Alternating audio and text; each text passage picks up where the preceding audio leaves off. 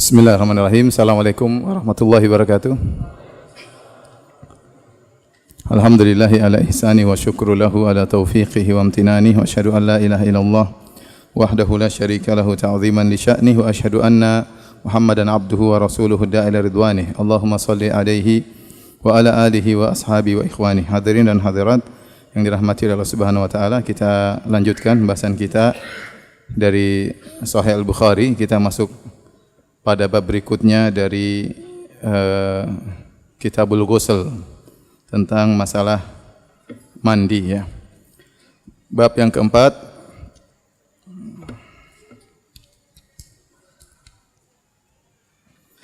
babu man afadha ala ra'sihi thalathan. Bab tentang seorang yang menuangkan air di atas kepalanya 3 kali ya. Di antara sunnah tatkala mandi adalah menuangkan air di atas kepala 3 kali. Al-Imam Al-Bukhari berkata, qala haddatsana Abu Nuaim qala haddatsana Zuhair an Abi Ishaq qala haddatsani Sulaiman bin Surat qala haddatsani Jubair bin Mut'im qala, dari sahabat Jubair bin Mut'im radhiyallahu anhu, beliau berkata, qala Rasulullah sallallahu alaihi wasallam, amma ana fa ufidu ala ra'si thalathan. Kata Nabi, adapun aku menuangkan air di atas kepalaku sebanyak 3 kali. Wa asyara bi yadayhi kiltaihima. Kemudian Nabi mengisyaratkan kedua tangannya demikian, kedua-duanya ya. Nabi atau Jubair bin Mut'im, intinya 3 kali dengan 2 tangan di atas kepala sebanyak 3 kali. Hadis ini tatkala Nabi mengatakan adapun saya, seakan-akan Nabi sedang mengomentari orang-orang di sekitarnya yang sedang berbicara tentang tata cara mandi. Dan itu sangat jelas sebagaimana riwayat yang disebutkan oleh Abu Nuaim dalam kitab Al-Mustakhrajnya, yaitu Al-Mustakhraj ala Sahih Al-Bukhari. Kitab Al-Mustakhraj yaitu kitab hadis yang ada ala Sahih Al-Bukhari, ada ala Sahih Muslim, yaitu mustakhraj terhadap Sahih Al-Bukhari. Maksudnya ada penulis lain selain Imam Bukhari yang juga meriwayatkan hadis-hadis yang ada di kitab Sahih Al-Bukhari, tetapi bukan dari jalur Imam Bukhari, dari jalur yang lain. Faham? Itu namanya mustakhraj.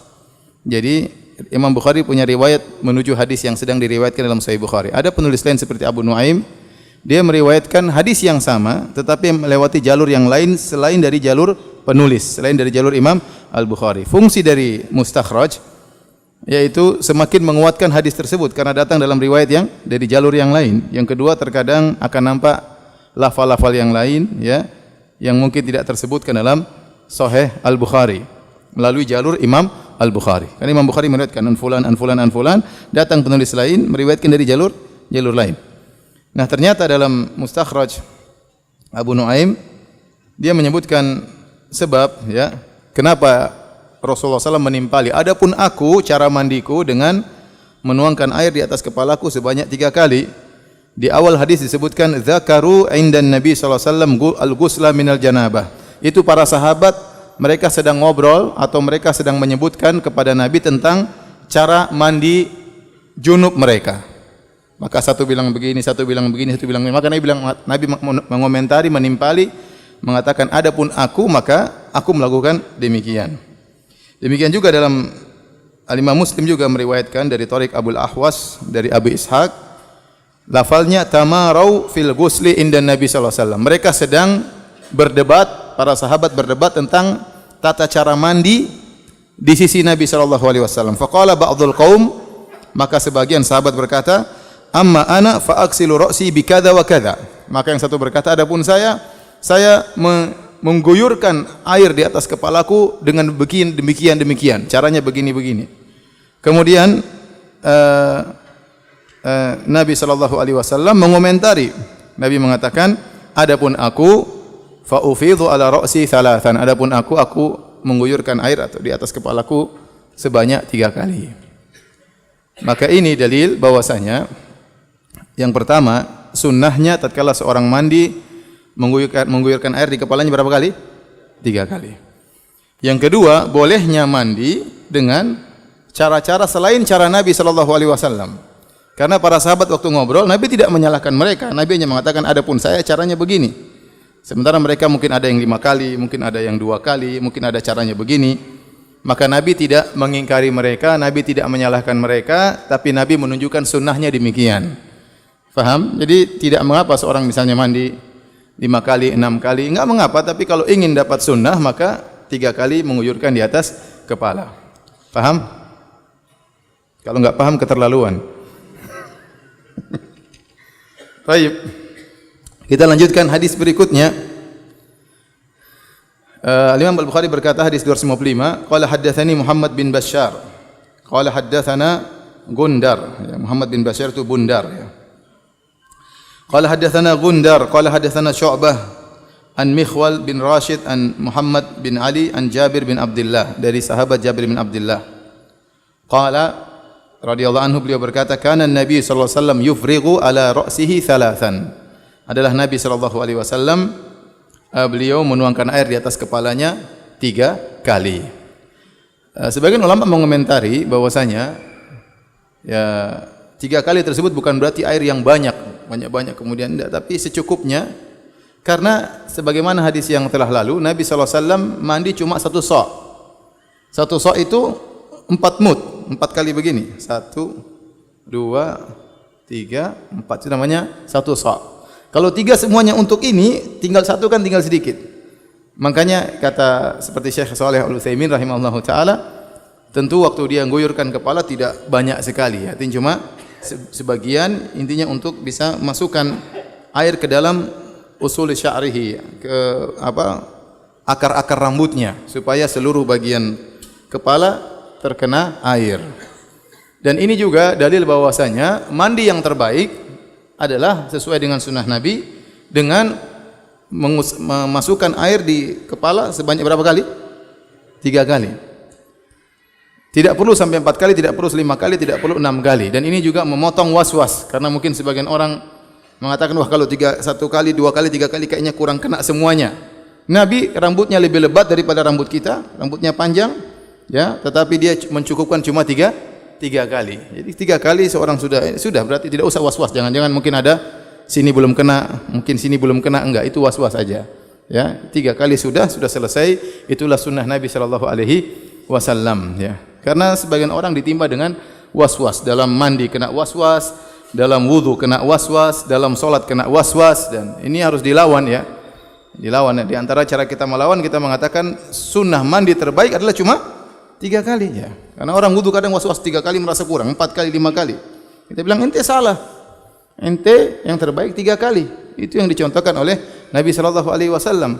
Kalau Anda was-was, itu dilarang oleh Allah, tidak boleh mengikuti was-was. Anda terbawa, jangan-jangan kurang. Jangan-jangan itu dilarang dalam syariat. Perasaan jangan-jangan tersebut harus dibuang, karena itu melanggar apa? Syariat. Baik. Jadi secukupnya air, sehingga masih ada sisa air, baru untuk mengguyurkan badan kanan kiri dan seluruhnya.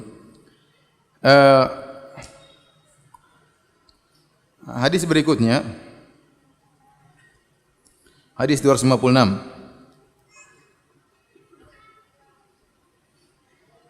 Qala haddatsana Abu Nuaim qala haddatsana Ma'mar bin Yahya bin Sam qala haddatsani Abu Ja'far qala li Jabir.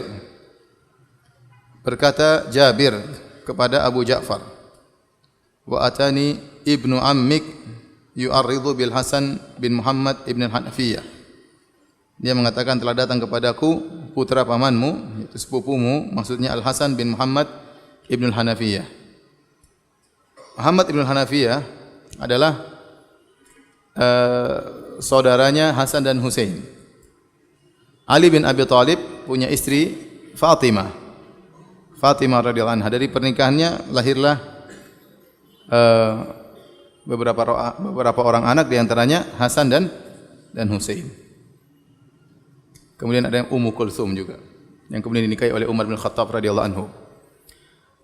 Kemudian setelah Fatimah radhiyallahu anha meninggal, beliau menikah dengan seorang wanita dari Bani Hanifah, namanya Khawlah binti Ja'far al-Hanafiyah. Disebutkan oleh sebagian ulama dari Sabaya Bani Hanifah, dari bekas peperangan melawan Banu Hanifah. Banu Hanifah itu adalah kabilahnya Musailimah Al-Kadzdzab, yang mengaku sebagai nabi. Intinya Ali bin Abi Thalib ya menikah dengan wanita tersebut dari Banu Hanifah namanya Khawlah, kemudian punya anak namanya Muhammad. Harusnya Muhammad bin Ali bin Abi Thalib Al-Hashimi. Tetapi untuk membedakan antara beliau dengan Hasan dan Husain, maka dia dikenal dinisbahkan kepada ibunya, Muhammad ibnul Hanafiyah. Paham ya? Muhammad ibnul Hanafiyah itu ibunya ya. Ya, karena kakak-kakaknya yaitu Hasan dan Husain anaknya Fatimah. Adapun dia anaknya wanita yang lain itu dari Hanafiyah atau dari Banu Hanifah. Itulah Muhammad ibnul Hanafiyah, dan dia seorang yang saleh, bertakwa kepada Allah Subhanahu wa taala. Dan dialah yang meriwayatkan dalam Sahih Al-Bukhari dalam hadis di mana dia pernah bertanya kepada bapaknya. Dia bertanya kepada bapaknya. Dia lahir pada tahun 21 Hijriah di masa Khalifah Umar bin Khattab radhiyallahu taala anhu. Dan Muhammad bin Hanafiyah pernah bertanya kepada bapaknya, dia berkata, "Qultu li abi." Aku bertanya kepada bapakku Ali bin Abi Thalib. "Ayyun nasi khairun ba'da Rasulillah sallallahu alaihi wasallam?" Wahai ayahku, siapakah orang terbaik setelah Nabi sallallahu alaihi wasallam? Qala, Ali bin Abi Thalib menjawab, Abu Bakar. Abu Bakar. Qultu thumma man? Kemudian setelah itu siapa setelah Abu Bakar yang terbaik? Qala thumma Umar. Setelah itu Umar yang terbaik. Wa khasyitu an yaqul Utsman. Aku khawatir kalau aku bertanya lagi siapa yang ketiga, nanti Ali mengatakan Utsman. Bapakku akan menjawab Utsman, maka aku berkata, yang ketiga thumma anta, yang ketiga engkau. Setelah Abu Bakar, Umar, terus yang ketiga adalah engkau wahai ayahanda. Kata bapaknya Ali bin Abi Thalib, "Ma ana illa rajulun minal muslimin." Saya hanyalah seseorang dari kaum muslimin. Jadi dengan penuh tawadhu Ali mengatakan demikian. Dan ini dalil bahwasanya Ali bin Abi Thalib ditanya oleh anaknya sendiri, dan dia tidak mengatakan, tidak mencela Abu Bakar, tidak mencela Umar, ya, dan tidak mencela Utsman, dan dia mengakui Abu Bakar yang terbaik setelah Nabi SAW, Umar yang terbaik setelah Abu Bakar. Waktu ditanya apakah orang ketiga adalah engkau, kata dia, saya hanyalah manusia biasa seperti kaum muslimin yang lain. Nah, ini bantahan telak terhadap orang-orang Syiah yang mengkafirkan Abu Bakar dan mengkafirkan apa? Umar. Sebagian mereka berusaha mentakwil, mereka mengatakan Ali bin Abi Thalib ya dalam kondisi ketakutan tatkala menyampaikan hadis-hadis seperti ini. Karena kalau dia mengatakan Abu Bakar bukan khalifah, dia akan dibunuh. Kalau dia mengatakan Umar bukan khalifah, maka dia akan dibunuh. Maka dia terpaksa melakukan jawaban seperti ini karena ketakutan. Jadi tentu tidak benar. Ini tentu semuanya adalah kedustaan. Karena Ali bin Abi Thalib dikenal sebagai seorang pemberani. Ngapain dia takut untuk mengucapkan kebenaran? Ya, kalau memang Abu Bakar kafir, Umar kafir, dia akan mengatakan mereka berdua kafir. Kenapa dia takut dan dia menyembunyikan kebenaran? Oleh karenanya ini hanyalah khayalan orang-orang Rafidhah, orang-orang Syiah. Ya, buktinya Ali bin Abi Thalib mengakui bahwasanya Abu Bakar adalah manusia terbaik setelah Nabi sallallahu alaihi wasallam, kemudian manusia setelahnya adalah Umar bin Khattab radhiyallahu taala anhu. Dan mereka sering begitu berhadapan dengan sesuatu yang tidak bisa dijelaskan secara nalar, akhirnya mereka mengatakan Ali terpaksa dan ketakutan. Contoh, Ali menikahkan putrinya Ummu Kulthum. Tadi saya bilang Ali bin Abi Thalib menikah dengan Fatimah, punya anak di antaranya Hasan dan Husain, punya anak perempuan namanya Ummu Kulthum. Ummu Kulthum ini dilamar oleh Umar bin Khattab. Dilamar oleh Umar bin Khattab. Yang di sini dalam riwayat Umar datang, kemudian Umar melihat betisnya ya. Dan dia pun marah ya. Ya, karena boleh nazar melihat apa? Betis ya. Intinya dijadikan dalil oleh para ulama tentang boleh waktu nazar melihat rambut, melihat sesuatu yang biasa terbuka tatkala di hadapan mahram, di antaranya lengan, di antaranya rambut, di antaranya leher, di antaranya betis, boleh. Intinya akhirnya Ummu Kulthum menikah dengan Umar bin Khattab radhiyallahu anhu. Padahal menurut orang-orang Rafidhah, Umar ini lebih kafir daripada Fir'aun. Umar ini lebih kafir daripada Fir'aun. Bahkan pembunuhnya Abu Lu'lu' al-Majusi dianggap sebagai pahlawan. Ya, dan barang siapa yang merayakan hari kematian Umar, maka dia akan masuk surga, bahkan dia bisa beri syafaat kepada orang untuk masuk surga. Ya. Ini keyakinan orang-orang Rafidhah. Makanya kuburan Abu Lu'lu' al-Majusi sekarang di kota Kashan di Iran benar-benar diagungkan. Mereka datang, mereka maki-maki Umar di situ karena mereka membanggakan Abu Lu'lu' telah berhasil membunuh siapa? Umar bin Khattab. Jadi menurut pandangan mereka Umar ini lebih parah daripada Fir'aun. Lebih parah daripada Abu Jahal. Nah, ternyata Ali bin Abi Thalib menikahkan putrinya dengan siapa? Umar. Mereka bingung ini gimana? Maka mereka khilaf dalam menakwilkan ini. Ada dua pendapat ya. Pendapat pertama kata mereka, Ali ketakutan, dia takut kalau dia tidak nikahkan dia bakalan dibunuh. Maka akhirnya dia terpaksa menikahkan putrinya dengan siapa? Umar. Ini tentu celaan terhadap Ali bin Abi Thalib yang terkenal sangat pemberani. Bukankah waktu Nabi berhijrah di awal hijrah, siapa yang tidur di tempat tidurnya Nabi? Siapa yang tidur di tempatnya Nabi sebagai ya istilahnya tumbal supaya kalau ada yang bunuh yang Ali bin Abi Thalib yang tidur di tempat tidurnya Nabi sallallahu alaihi wasallam berselimutkan dengan selimut Nabi. Padahal rumah Nabi sedang dikepung oleh orang musyrikin yang bawa pedang siap membunuh Nabi sallallahu alaihi wasallam. Apakah itu penakut? Pemberani luar biasa. Siapa yang menjadi jagoan tatkala perang Khaybar? Ali bin Abi Thalib radhiyallahu taala anhu. Ali bin Abi Thalib jagoan intinya. Masa gara-gara takut sama Umar kemudian dia kasih anaknya sama Umar? Ini setan ngelamar dia kasih. Ini tentu ini enggak benar. Ini celaan terhadap Ali bin Abi Thalib. Ini pendapat pertama mereka. Pendapat kedua, kata mereka, waktu Ummu Kulthum dilamar oleh Umar, karena Ali ketakutan, maka Ali pergi ke seorang wanita yang punya jin perempuan. Kemudian jin perempuan tersebut menjelma menjadi Ummu Kulthum, kemudian nikah dengan siapa?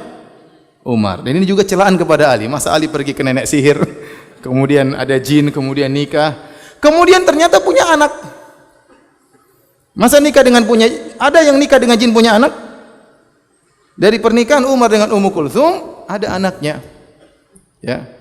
Anak dari pernikahan antara Umar dan Ummu Kulthum. Intinya orang-orang Rafidhah berusaha menggambarkan bahwasanya Ahlul Bait bermusuhan dengan sahabat Nabi sallallahu alaihi wasallam. Itu semua adalah hanya dongeng mereka. Lihatlah bagaimana Ali ditanya, "Siapa orang terbaik?" Kata dia siapa? Abu Bakar. Kemudian siapa? Umar. Dia enggak perlu berbohong, yang tanya anaknya sendiri. Kalau yang nanya mungkin orang lain di hadapan umum mungkin bisa ada tuduhan Ali berbohong, takiyah. Yang tanya anaknya sendiri mungkin tanya di rumah, ngapain dia bohong-bohong? Ditanya siapa manusia terbaik setelah Nabi sallallahu alaihi wasallam, kata Ali bin Abi Thalib, Abu Bakar. Kemudian siapa? Kemudian Umar.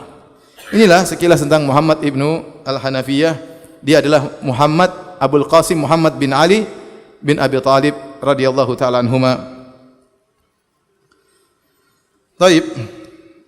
Qala, maka Al-Hasan bin Muhammad bin Hanafiyah bertanya, "Kaifal ghuslu minal janabah?" Bertanya kepada Jabir bin Abdullah, bagaimana cara mandi janabah?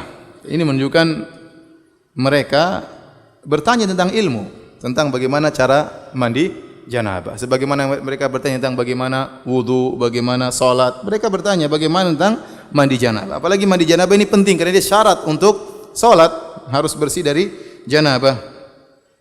Maka fakultu, kata Jabir, kana Nabi sallallahu alaihi wasallam ya'khudhu thalatha akuffin wa yufidhuha ala ra'sihi. Nabi sallallahu alaihi wasallam mengambil air tiga genggam, ini namanya genggam. Kemudian Nabi tuangkan ke kepalanya. Tsumma yufidhu ala sa'iri jasadihi. Kemudian Nabi sallallahu alaihi wasallam menuangkan kepada seluruh tubuhnya. Berkata Al-Hasan, anaknya Muhammad bin Hanafiyah, faqala lil Hasan, Al-Hasan berkata kepada Jabir, "Inni rajulun katsirus sya'r." Ya Jabir, saya ini orang rambutnya panjang. Rambutku tebal. Fakultu, maka Jabir berkata, "Kana Nabi sallallahu alaihi wasallam aktsaru minka sya'ran." Nabi sallallahu alaihi wasallam lebih tebal rambutnya daripada engkau, dan itu cukup dia cuma berapa kali? 3 kali.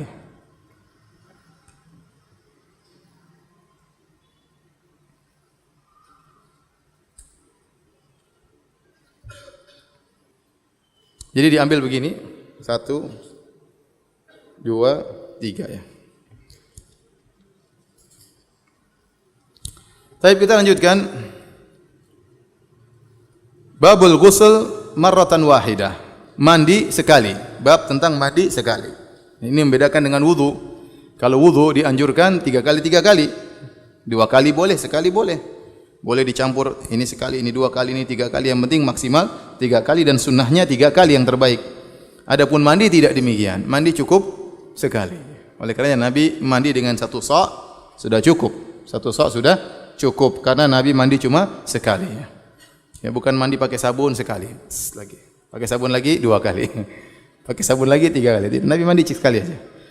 Al-Imam Al-Bukhari berkata, qala hadatsana Musa bin Ismail, qala hadatsana Abdul Wahid anil A'mash an Salim bin Abil Ja'ad an Quraib an Ibni Abbas radhiyallahu anhuma qala, dari Ibnu Abbas beliau berkata, qalat Maimunah, berkata Maimunah. Sudah kita jelaskan di awal pengajian tentang mandi bahwasanya hadis yang utama tentang mandinya Nabi sallallahu alaihi wasallam adalah hadis Aisyah dengan hadis apa?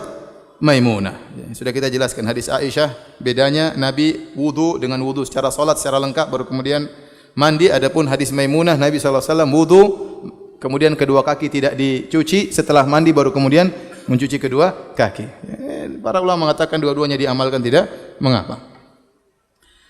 Maimunah berkata radhiyallahu anha, istri Nabi sallallahu alaihi wasallam, wada'tu lin Nabi sallallahu alaihi wasallam ma'an lil ghusli. Aku meletakkan air untuk mandinya Nabi sallallahu alaihi wasallam. Ini sudah kita jelaskan bagaimana wanita berkhidmat kepada suaminya. Ya. Suaminya mau mandi, dia siapkan apa? Air. Ibu-ibu demikian, kalau suaminya kedinginan, maka panaskan air, hangatkan air ya.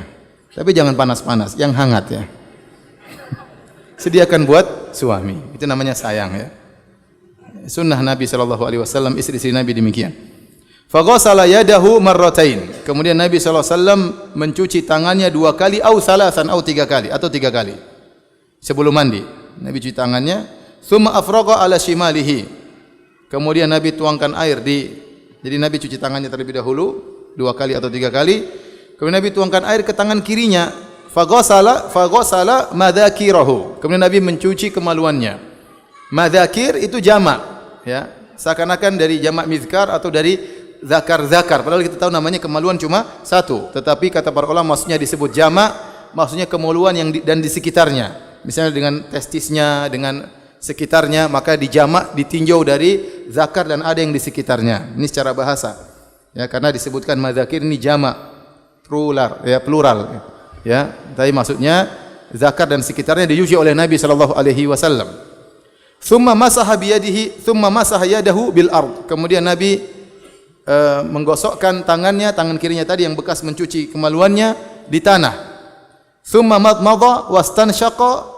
Kemudian Nabi bertamadmud, berkumur-kumur, wastanshaq, menghirup air dan mengeluarkannya, wa ghassala wajahu wa yadayhi. Kemudian Nabi mencuci wajahnya dan kedua tangannya. Nabi wudu. Ya.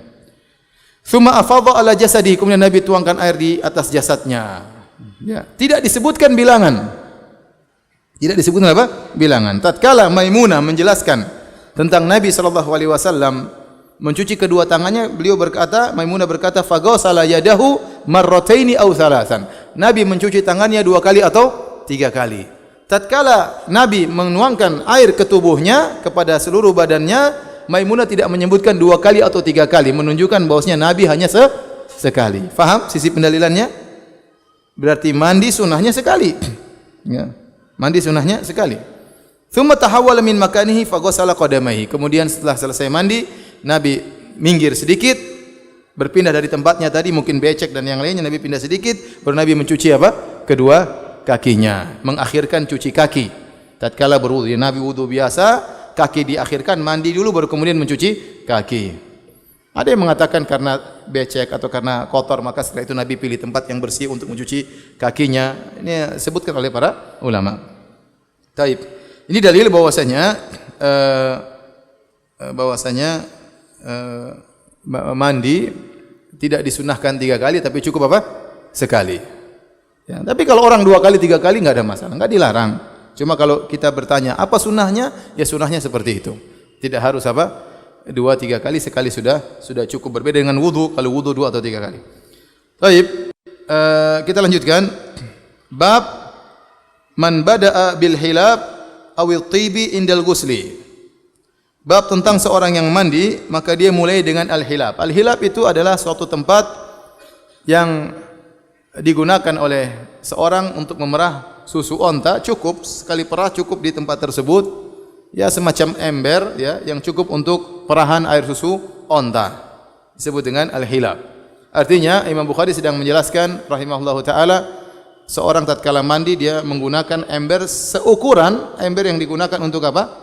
Memerah air susu onta. Awit tib, atau seorang tatkala mandi dia pakai minyak wangi terlebih dahulu. Indal ghusl, tatkala mandi. Ini judul bab ini jadi perdebatan panjang lebar oleh para ulama. Antum bisa lihat khilafnya, di antaranya disebutkan oleh Al-Hafidz Ibnu Hajar dalam Fathul Bari.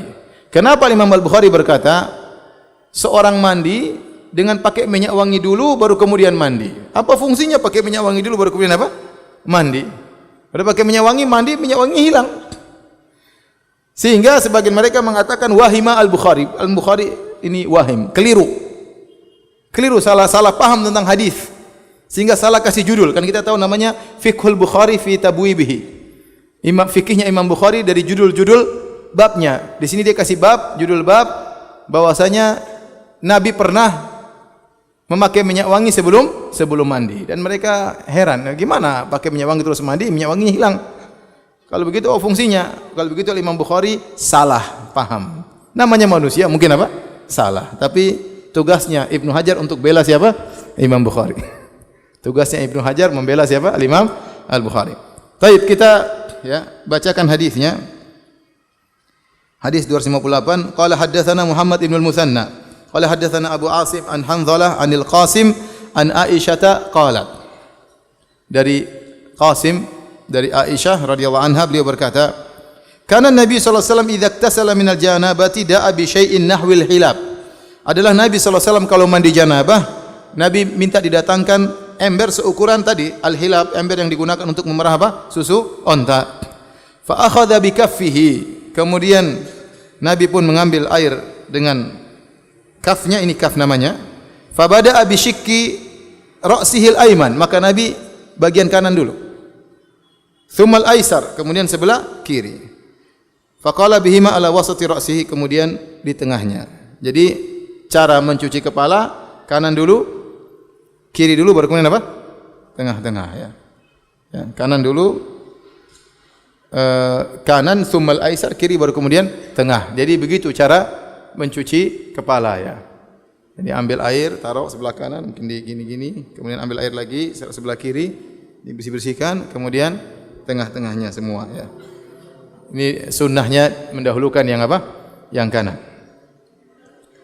Dan inilah beda antara wudu dengan mandi. Kalau wudu perbedaannya dua. Kalau wudu tatkala mengusap kepala tidak perlu kanan kiri, sekali aja langsung seluruhnya. Paham? Kemudian tatkala wudu cuma diusap, tidak dicuci, cuma diusap begini saja. Adapun mandi, enggak, mandi dicuci kanan dulu baru apa? Kiri. Paham? Paham tidak? Kalau enggak paham keterlaluan. Adapun Al-Hafidz Ibnu Hajar ketika membela Imam Al-Bukhari, beliau menjelaskan bahwasanya Nabi sallallahu alaihi wasallam memang pernah pakai minyak wangi dulu baru mandi. Memang pernah demikian, tapi itu bukan kebiasaan Nabi sallallahu alaihi wasallam. Apa yang disebutkan oleh Imam Al-Bukhari dalam babnya itu tidak salah. Imam Al-Bukhari tahu dalilnya tentang hal tersebut. Oleh karenanya Al-Imam Al-Bukhari mendatangkan bab nanti setelah 7 bab berikutnya dengan judul bab man tatayyaba tsumma iktasala wa baqiya atharu tib. Bab tentang orang yang pakai minyak wangi kemudian mandi, setelah mandi masih tersisa minyak wanginya. Karena minyak wangi di zaman Nabi SAW asli semuanya ya. Dan asli kencang, kalau nempel susah hilang ya. Ya. Dan ini menunjukkan juga minyak wangi kalau kena tubuh ada air tidak menghalangi air, enggak jadi masalah. Karena masih ada sisa minyak wangi di tubuhnya. Ya, meskipun dia berminyak, jadi minyak tidak selalu menghalangi apa? Menghalangi air. Beda dengan kuteks. Kalau kita wanita pakai kuteks ada semacam sesuatu di sini dan itu menghalangi air. Tapi kalau hanya sekedar minyak, maka itu tidak menghalangi air kulit masih kena air meskipun ada minyaknya. Kemudian Al-Imam Al-Bukhari membawakan hadis Aisyah radhiyallahu anha. Aisyah berkata, "Ana tayyabtu Rasulullah sallallahu alaihi wasallam thumma tafa fi nisaihi thumma asbaha muhriman." Ini dalilnya. Imam Al-Bukhari membawakan hadis, kata Aisyah, "Aku memakaikan minyak wangi kepada Nabi." Setelah itu Nabi menggauli istri-istrinya. Nabi menggauli istrinya satu, kemudian pindah istri yang kedua, pindah istri ketiga ya. Antum satu aja lah. Udah, ya muter-muter situ aja. Kalau Nabi tawaf, ente enggak bisa tawaf, ente muter di situ. Intinya Nabi ya, istri pertama, istri kedua Nabi gauli, summa asbaha muhriman, kemudian Nabi berihram, dan kita tahu ihram harus mandi junub, ya tidak? Nabi sudah junub nih, berarti kemudian dia apa? Mandi junub. Kemudian dalam riwayat ka'anni anzuru ila wabisi tib fi mafriqihi wa huwa muhrim. Setelah Nabi mandi, Nabi berihram, Aisyah masih melihat kilatan di rambutnya, di belahan rambutnya bekas minyak wangi tadi yang diberikan oleh apa? Aisyah. Faham, ini dalil bahwasanya Nabi sebelum mandi pakai minyak wangi. Setelah mandi bekas minyak wangi masih apa? Masih ada. Paham? Ini dalil bahwasanya tidak mengapa seorang pakai minyak wangi dulu, kemudian tawaf terhadap istri-istrinya, kemudian baru apa? Baru ihram. Tapi antum enggak bisa ngerjakan sunnah ini, sudah. Baik. Kita lanjutkan hadis berikutnya. Bab al-madmadati wal istinsyaqi fil janabah. Bab tentang berkumur-kumur dan istinsyaq tatkala mandi junub. Datang hadis-hadis bahwasanya Nabi sallallahu alaihi wasallam tatkala mandi junub beliau berwudu, dan berwudu disunahkan apa? Istinsyaq dan juga berkumur-kumur. Nah, sebagaimana para ulama khilaf tentang hukum istinsyaq, istinthar dan berkumur-kumur, tamatmut atau matmadah dalam wudu, maka mereka juga khilaf dalam mandi. Menurut jumhur ulama, istinsyaq dan berkumur-kumur itu hukumnya sunnah, tidak wajib. Dan saya lebih condong pada pendapat jumhur. Adapun mazhab Hanabilah, mereka mengatakan istinsyaq, menghirup air dan mengeluarkannya, kemudian bertamatmut, berkumur-kumur hukumnya wajib. Sebagaimana mereka mengatakan di wudu hukumnya wajib, mereka mengatakan dalam mandi juga hukumnya apa? Wajib. Tapi Allah alam bisawab, pendapat jumhur bahwasanya hukumnya sunnah. Ya. Wudu dalam mandi pun hukumnya sunnah, apalagi sebagian daripada wudu. Orang mandi tanpa wudu sah atau tidak? Sah. Ya, sebagian ulama bahkan mengatakan ijma. Orang mandi junub tanpa wudu sah. Nah, kalau wudunya tidak wajib, apalagi sekedar bagian daripada wudu, yaitu sekedar matmadah dan istinsyaq. Tapi antum berusaha kerjakan sunnah. Antum berusaha kerjakan sunnah kalau mandi junub supaya dapat pahala lebih banyak. Ya. Antum berusaha ya ikhwan. Dalam setiap langkah antum ada pahalanya. Antum berhubungan dengan istri cari pahala. Antum mandi junub cari apa? Pahala. Bagaimana supaya dapat pahala lebih banyak? Mandi dengan sesuai dengan sunnah Nabi sallallahu alaihi wasallam. Kata Imam Al-Bukhari, qala haddatsana Umar bin Hafs, qala haddatsana Abi, qala haddatsana Al-A'mash, qala haddatsani Salim an Quraib an Ibni Abbas, qala haddatsana Maimunatu qalat. Ibnu Abbas berkata telah menyampaikan kepadaku bibinya Maimunatu radhiyallahu anha ummul mukminin, qalat sababtu lin Nabi sallallahu alaihi wasallam ghuslan. Aku tuangkan kepada Nabi air. Ini juga dalil. Istri bantu apa? Suaminya ya. Suaminya mandi, tuangkan apa? Air. Begitu istri yang soleha ya. Ya. Kalau perlu suaminya disikatin giginya ya, kalau dia enggak mau.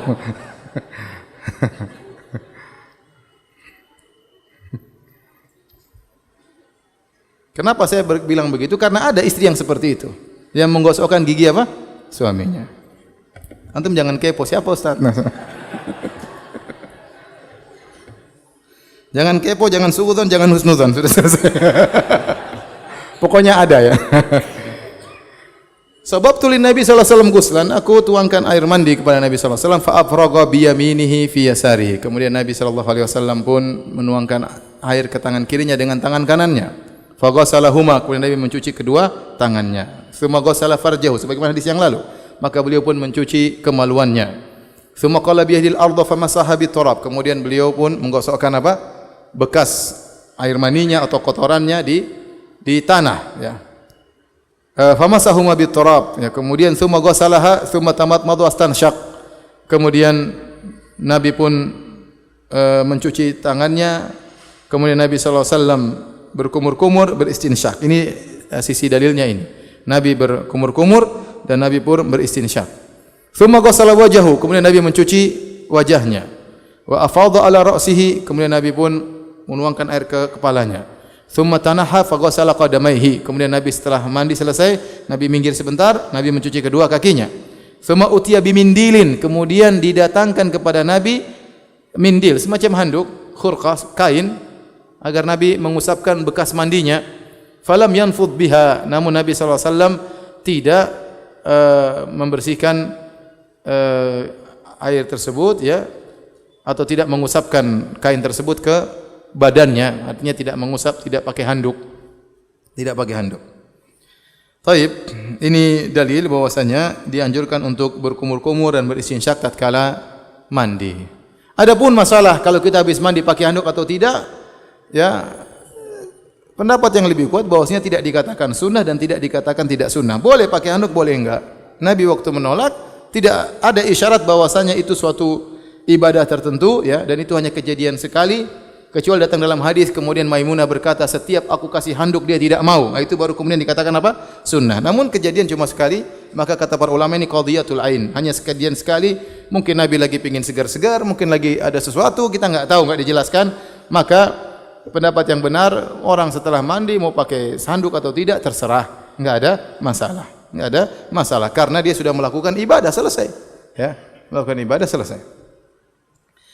Taib, hadis berikutnya, bab mashul yadi biturabi litakuna anqa. Bab tentang menggosokkan tangan ke tanah agar lebih bersih. Tadi maksudnya Nabi waktu mandi, sebelum berwudu, Nabi membersihkan kemaluannya. Tentunya membersihkan kemaluan memegang suatu yang lengket, mungkin air mani dan semacamnya, kemudian digosokkan, baru kemudian tangan dicuci.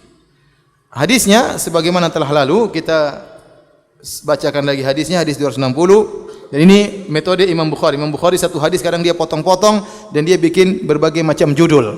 Seakan-akan dia berkata dari hadis ini kita bisa mengambil hukum fikih ini, hukum fikih ini, hukum fikih ini. Tetapi Imam Bukhari kalau mengulangi hadis biasanya dia datangkan dari riwayat yang lain. Datangkan dari jalur yang lain sehingga tidak ada faedah yang ada faedah lain, tidak berulang saja. Qala haddatsana Abdullah bin Zubair Al-Humaidi. Ya. Ini seperti ini datangkan dari syekhnya Abdullah bin Al-Humaidi dari jalur yang lain. Qala haddatsana Sufyan, qala haddatsana Al-A'mash an Salim bin Abil Ja'ad an Quraib an Ibni Abbasin radhiyallahu anhuma an Maimunah, dari Maimunah radhiyallahu anha, anna Nabi sallallahu alaihi wasallam iktasala minal janabah. Nabi sallallahu alaihi wasallam mandi janabah. Faghasala farjahu bi yadihi, maka Nabi pun mencuci kemaluannya dengan tangannya. Kanan apa kiri? Tangan kiri. Thumma dalaka bihal ha'ita, kemudian Nabi pun menggosokkan ke dinding. Kadang disebut di tanah, kadang di apa, di dinding. Thumma ghasalaha thumma tawaddaa wudu'ahu lis-salat. Kemudian Nabi mencuci tangannya tadi, kemudian Nabi pun berwudu sebagaimana hendak salat. Falamma faragha min ghuslihi ghasala rijlaihi. Setelah Nabi selesai dari mandinya, maka Nabi mencuci kedua kakinya. Jadi Nabi berwudu mengakhirkan kaki. Ini dalil bahwasanya agar lebih sempurna seorang tatkala mencuci kemaluan maka dia gosokkan di tanah. Ini namun zaman dahulu. Zaman sekarang tidak perlu pakai tanah, pakai apa? Sabun. Ya. Dan tidak perlu digosokkan ke tanah, ya. Tidak perlu digosokkan di lantai. Cukup pakai air, tambahan air. Kata para ulama, ini dulu zaman Nabi SAW air sedikit, tidak banyak. Makanya Nabi SAW mandi satu sa' sehingga untuk membersihkan, kalau pakai air banyak maka di tanah sekali cukup bersihkan tangan dari tanah untuk menghemat air. Sehingga sekarang tidak perlu kita praktekkan mandi bawa tanah dulu baru kemudian apa? Gosok, enggak perlu. Sudah pakai sabun selesai bersih-bersih baru kemudian berwudu, ya, baru kemudian mandi. Taib. Bab berikutnya, bab hal yudkhilul junuba yadahu fi ina'i qabla an yaksilaha. Apakah boleh seorang yang sedang junub memasukkan tangannya langsung? Tadi sunah-sunahnya semua Nabi cuci dulu kan? Cuci dulu 2 kali atau 3 kali, baru kemudian Nabi masukkan tangannya. Namun bolehkah tanpa mencuci dulu langsung masukkan tangan? Sebelum mencuci tangannya kemudian langsung masukkan tangan, menciduk dengan tangan ke dalam tempat air. Idza lam yakun ala yadihi qadarun ghairul janabah. Ya, jika tidak ada di tangannya kotoran selain dia hanya sekedar junub, bolehkah dia langsung masukkan tangan ke dalam tempat air? Jawabannya Imam Bukhari mengatakan boleh. Dia membuat judul dalam bentuk bertanya. Kalau seorang tangannya bersih, dia hanya junub, apakah dia harus mencuci tangan di luar dulu baru kemudian boleh masukkan tangan, ataukah dia langsung boleh cemplungkan tangannya dalam air selama tidak ada tangannya, tidak ada kotoran? Jawabannya boleh. Karena Imam Bukhari setelah itu membawakan riwayat wa adkhala Ibnu Umar wal Bara' bin Azib yadahu fit tahur. Beliau mengatakan Ibnu Umar radhiyallahu anhuma dan sahabat kedua Al-Bara' bin Azib, mereka berdua memasukkan tangan mereka ke dalam air untuk mandi, walam yaksilha, dan mereka tidak mencuci sebelumnya, langsung cemplungkan tangan. Tsumma tawaddu'a, kemudian mereka berwudu untuk mandi. Walam yara Ibnu Umar wa Ibnu Abbasin ba'san bima yantadhihu min ghuslil janabah. Demikian juga Ibnu Umar dan Ibnu Abbas memandang tidak mengapa kalau seorang mandi kemudian ada sisa air yang tercipratkan, itu tidak najis, tidak ada masalah, itu juga suci, tidak jadi masalah. Bukan berarti air yang sudah mengenai tubuh orang yang najis kemudian jadi apa? Jadi air yang mengalir di tubuh orang yang mandi junub, air tersebut najis, tidak. Kata Ibnu Umar dan Ibnu Abbas tidak mengapa, air itu tidak jadi masalah. Taib. Berapa menit lagi azan? Berapa menit? Hah? Antum sudah lupa jadwal salat?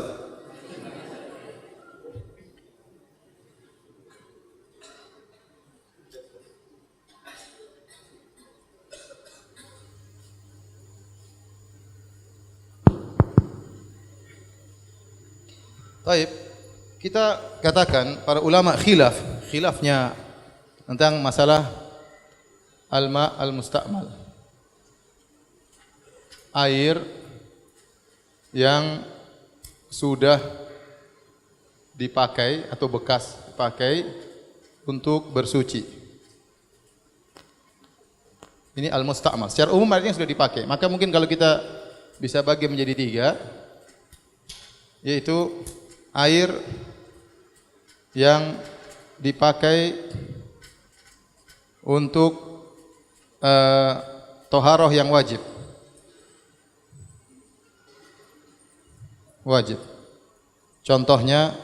Contoh untuk mandi junub, untuk wudu mau salat. Ini contoh. Ini kan semuanya wajib. Untuk salat wudunya wajib atau sunnah? Wajib. Orang salat harus wudu. Mandi junub juga hukumnya wajib. Ini namanya toharoh yang wajib. Nah, kalau orang sudah mandi pakai untuk toharoh, untuk yang junub, mandi junub, terus ada sisa airnya. Air ini nasibnya bagaimana? Nasibnya bagaimana? Maka secara umum ada 2 pendapat, ya. Jumhur ulama berpendapat bahwasanya air tersebut tahir ghairu mutahhir, yaitu suci namun tidak mensucikan. Ada yang mengatakan najis tapi terlalu jauh, ya. Karena junub itu bukan najasah, junub itu bukan najis, ya. Junub itu sesuatu yang maknawi, sesuatu kondisi tubuh. Dia berhubungan dengan istrinya, ya, dan dia badannya tidak jadi najis, tapi kondisi yang harus dia hilangkan bukan badannya najis. Oleh karenanya dalam hadis Abu Hurairah waktu dia junub, kemudian dia mau ketemu Nabi, dia sembunyi. Nabi berkata, "Aina kunta ya Abu Hurairah?" Kenapa engkau tadi Abu Hurairah? Saya lihat kok kamu menghilang. Ya, kemudian kata Nabi SAW, "Kuntu junuban." Saya junub dan saya tidak mau ketemu Anda dalam kondisi junub. Kata Nabi SAW, "Subhanallah, innal mu'min la yanjus." Kata Nabi, "Maha suci Allah, seorang mukmin tidak najis." Seorang dalam kondisi junub bukan apa? Bukan najis, maka tidak mungkin kita katakan air yang digunakan untuk mandi berubah menjadi apa? Najis. Cuma ada pendapat mengatakan air tersebut sudah suci namun tidak mensucikan lagi. Masih suci, tidak najis, tapi tidak boleh dipakai lagi untuk apa? Bersuci. Pendapat kedua, tahur, yaitu suci dan mensucikan. Kemudian yang kedua, air yang dipakai untuk toharoh mustahabah. Toharoh yang sunnah, mustahabah, ya. Yang mustahabah. Contoh untuk mandi Jumat. Mandi Jumat, ya, orang kalau salat Jumat tanpa mandi Jumat sah atau tidak? Sah. Oleh karenanya mandi Jumat hukumnya apa? Sunnah. Orang tidak wudu juga enggak ada masalah, ya. Ya, kemudian yang kedua misalnya untuk tajdidul wudu, memperbaharui wudu.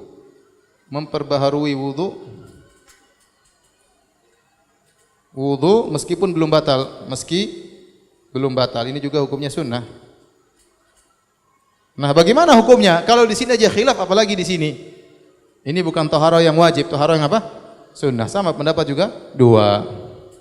Ini suci namun tidak mensucikan. Pendapat yang kedua, tahur. Tahur itu artinya suci dan mensucikan.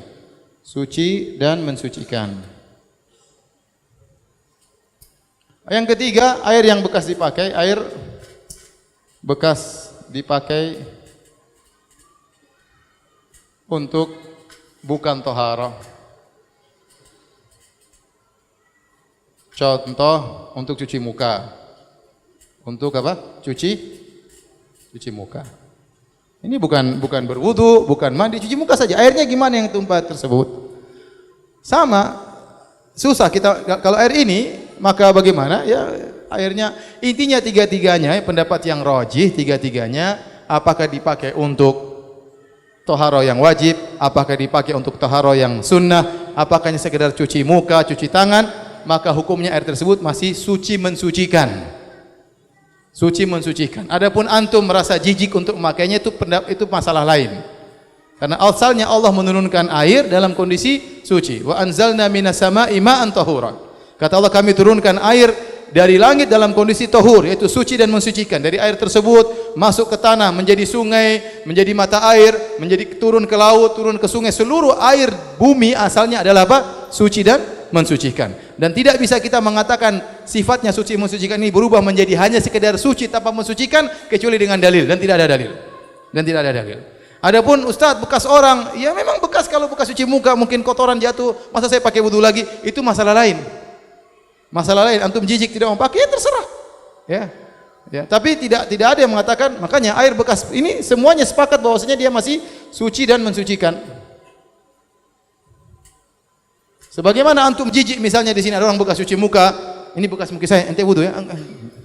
Ente dia ada teh matanya? Enggak ada, banyak tadi. Tidak ada yang mengatakan bahwasanya airnya menjadi suci. Sepakat suci dan mensucikan. Tetapi orang tidak mau pakai lagi, itu urusan lain. Urusan apa? Urusan lain. Tetapi status air tersebut masih suci dan mensucikan. Itu pendapat yang kuat. Wallahu alam bishawab. Azan ya, azan. Kita lanjutkan baru salat. Baik, kita lanjutkan beberapa hadis.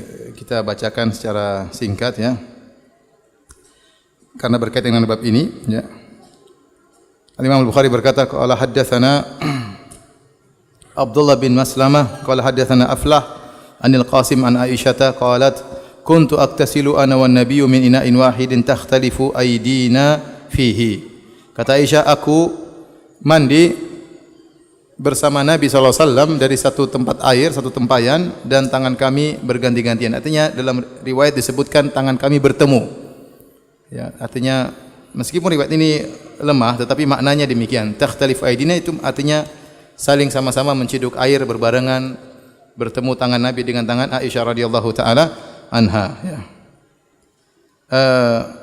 Bahkan dalam riwayat ya, kata Aisyah radhiyallahu anha, fayubadiruni hatta aqula da'li. Aku pun mendahului Nabi sampai Nabi sallallahu alaihi wasallam, sampai aku berkata, Nabi sallallahu alaihi wasallam mendahului aku dalam mengambil air sampai aku berkata, da'li, sisakan air buatku. Kemudian An-Nasa'i menambahkan, wa ubadiruhu hatta yaqula da'ili. Aku pun mendahului Nabi, aku balas. Nabi mendahului ambil air, aku pun mendahului Nabi ambil air, aku berkata, sehingga Nabi berkata, sisakan air buatku, sisakan air buatku. Ya ikhwan, ini sunnah ya. Mandi bareng antara suami dan apa? Istri. Kemudian saya sudah berulang-ulang sampaikan di sini, tapi antum praktekkan enggak saya enggak tahu ya. Jadi Nabi SAW mandi bareng sama istrinya, kemudian bercanda dalam mandi tersebut, berbicara tatkala mandi tersebut, sampai tangan mereka saling bertemu. Nabi mendahului Aisyah, Aisyah mendahului Nabi ya. Mereka bercanda tatkala sedang mandi. Kita sekarang hidup di zaman penuh fitnah. Berbagai macam fitnah. Kita ingin mencari kebahagiaan, fitnah wanita, fitnah macam-macam, fitnah game, fitnah permainan, fitnah bioskop, fitnah kesibukan yang banyak yang membuat kita terkadang lalai. Terkadang seorang bingung mencari kebahagiaan. Maka saya katakan ada jalan untuk bahagia, ciptakan kebahagiaan dengan istri. Kalau seorang sudah bahagia dengan istrinya, maka di luar lebih ringan urusannya. Yang penting di rumah dia tentram, yang penting di rumah dia bahagia. Tapi kalau orang di luar kelihatannya berbahagia, kelihatannya dihormati oleh banyak orang, ya, tapi kalau dia tidak bahagia di rumah, dia akan menderita. Dia akan menderita, dia sengsara. Sengsara dalam pujian orang banyak terhadap dia. Sengsara dalam pengagungan orang terhadap dia, penghormatan orang terhadap dia. Di rumah dia sengsara. Oleh karena seorang kalau ingin bahagia, ciptakan kebahagiaan dengan istrinya. Segala sebab yang bisa menimbulkan kebahagiaan, lakukan. Seperti mandi bareng, ya, mandi bareng sambil bercanda. Itu di antara sebab-sebab kebahagiaan. Ustaz, saya tidak biasa. Biasakan sunnah Nabi, ya akhi. Ya, sunnah Nabi bukan poligami saja. Ini juga sunnah Nabi. Semangatnya poligami saja, ya. Semangat tapi tidak ada penerapan, sama saja. Kemudian juga hadis berikutnya, qala haddatsana Musaddad qala haddatsana Hammad an Hisham an Abi an Aisyah radhiyallahu anha qalat kana Rasulullah sallallahu alaihi wasallam idza iktasala minal janabah ghasala yadahu. Adalah Nabi sallallahu alaihi wasallam jika mandi maka beliau pun mencuci tangannya. Tadi sunnah mencuci tangan sebelum mandi, tapi tidak mencuci tangan juga tidak mengapa. Kemudian juga hadis berikutnya, qala haddatsana Abu Walid qala haddatsana Syu'bah an Abi Bakar bin Hafs an Urwa an Aisyah radhiyallahu anha qalat kuntu aktasilu ana wan Nabi sallallahu alaihi wasallam min ina'in wahidin min janabah. Aku dan Nabi sallallahu alaihi wasallam mandi bareng dalam satu tempayan mandi janabah, ya. Apa pandu mandi bareng sama istri, ya.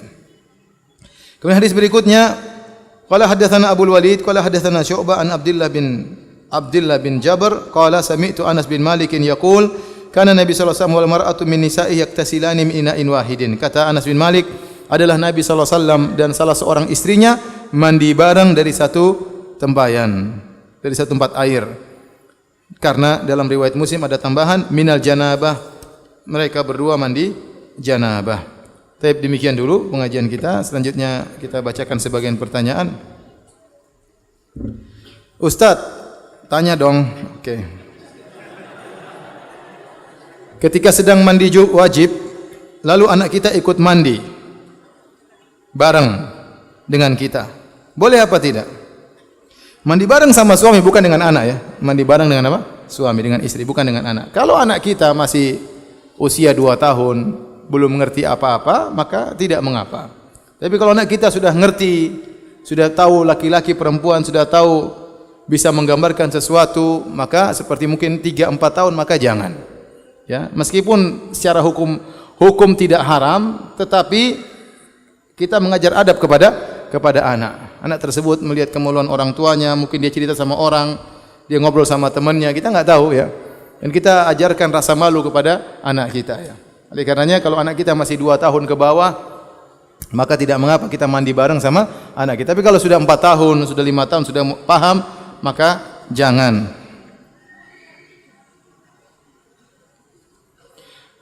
Apabila kita wudu di kamar mandi, membaca doa setelah wudunya dalam kamar mandi atau di luar kamar mandi, Ustaz? Kalau kamar mandi tersebut besar seperti di sebagian rumah, toiletnya sendiri, buat airnya, buang airnya sendiri, terus buat mandinya sendiri, enggak ada masalah. Jadi masalah yang campur, misalnya kecil di situ tempat buang air sekaligus tempat mandi, maka sebaiknya dia baca di luar. Sebaiknya dia baca di luar. Tapi kalau terpisah antara mandi dengan toilet, dia baca di dalam juga enggak ada masalah. Ustaz, bagaimana jika mandi janabah menggunakan air yang mengalir, bukan yang menggunakan air yang berasal dari tempayan? Kalau dari tempayan aja boleh, apalagi air yang mengalir. Kita tidak berlebih-lebihan seperti pendapat sebagian firqah sesat di tanah air, yang kalau mencuci harus dengan air yang apa? Mengalir, ya. Kalau tidak mengalir dianggap tidak sah. Ini tidak benar, ini buang-buang air, ya. Ini kalau di zaman Nabi tidak ada yang bisa mencuci kalau begitu caranya. Air harus jalan terus, ngalir terus. Berapa ember harus mencuci satu baju, ya. Maka tidak benar. Ada sebagian firqah berkeyakinan demikian, dan itu adalah kesalahan. Ustaz, afwan di luar tema. Saat ini ana sedang berta'aruf dengan seorang akhwat. Masya Allah. Alhamdulillah. Antum sudah mencapai tahapan yang bagus. Masih banyak orang yang baru menghayal. Dia bingung cari akhwat di mana. Sementara banyak, ya, kembang-kembang di sana sini, ya. Kumbangnya cuma sedikit, itu pun tidak berani. Padahal kalau kita lihat banyak kumbang yang berani menghampiri berbagai macam bunga. Ini kembang-kembangnya banyak, kumbangnya enggak berani. Apalagi kambing enggak berani. Baik. Saat ini saya sedang bertaruh dengan seorang akhwat. Setelah mengetahui biodata akhwat, ternyata dia lulusan pondok dan memiliki hafalan Quran yang banyak. Alhamdulillah. Sedangkan ana hanya mampu menghafal kurang dari 1 juz. Itu berarti tidak mampu.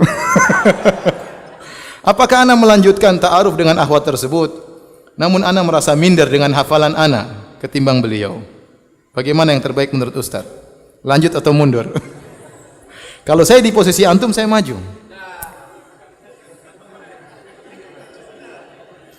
Ya akhi, dapat akhwat sudah punya hafalan Quran, nikmat ya akhi.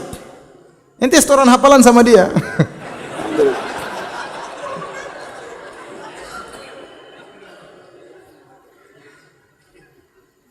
Terus Anda mau cari akhwat yang enggak punya hafalan supaya Anda merasa alim di hadapan dia.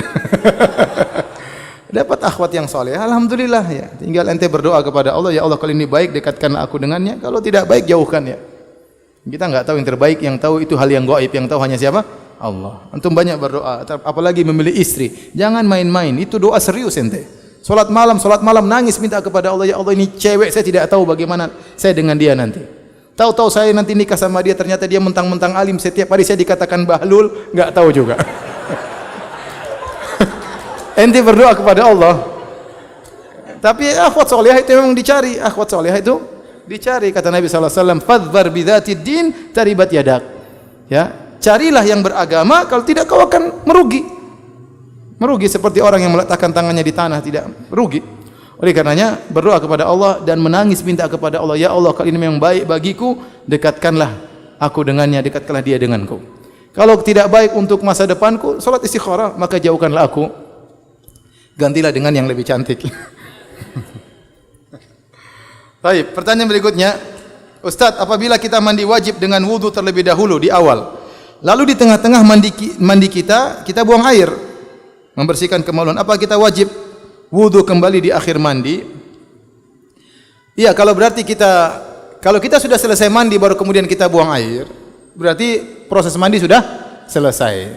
Berarti kita buang air berarti batal, ya tinggal wudu saja, tidak usah mandi lagi. Tapi kalau di tengah-tengah kita lagi berwudu, belum mulai mandi, kemudian batal, ya kita wudu lagi. Kalau enggak wudu ya mandi tetap sah. Tetapi ada sunnah yang kita tinggalkan. Itu sunnah apa? Wudu. Sunnah wudu. Saya ulangi, kalau seorang sedang mandi, kemudian dia sudah selesai mandi, kemudian dia buang air, ya berarti harus wudu lagi. Berarti dia tidak suci lagi, dia batal. Tapi kalau di tengah proses mandi, mandinya belum selesai, kemudian ternyata dia batal, maka dia mandi lagi, kemudian dia niatkan mandi lagi, maka sudah sah, tidak perlu wudu lagi, karena wudu tidak apa? Tidak wajib dalam mandi.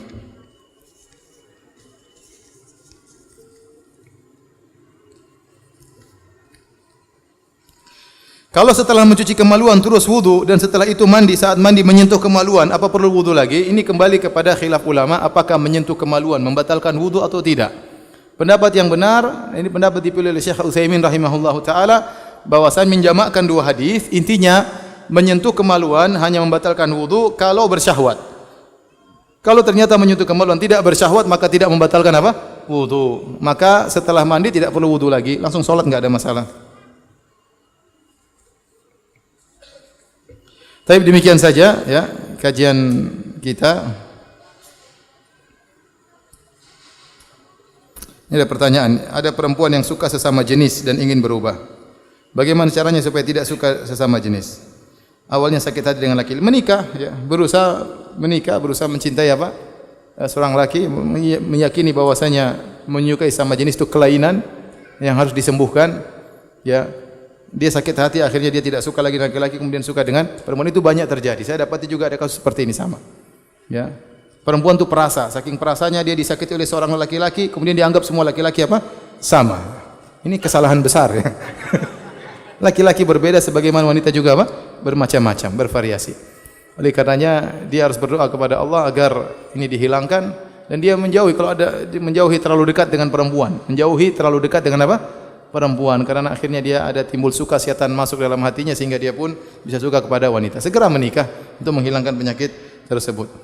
Taib demikian, subhanakallah bihamdik asyhadu alla ilaha illa anta astaghfiruka wa atubu ilaik. Assalamualaikum warahmatullahi wabarakatuh.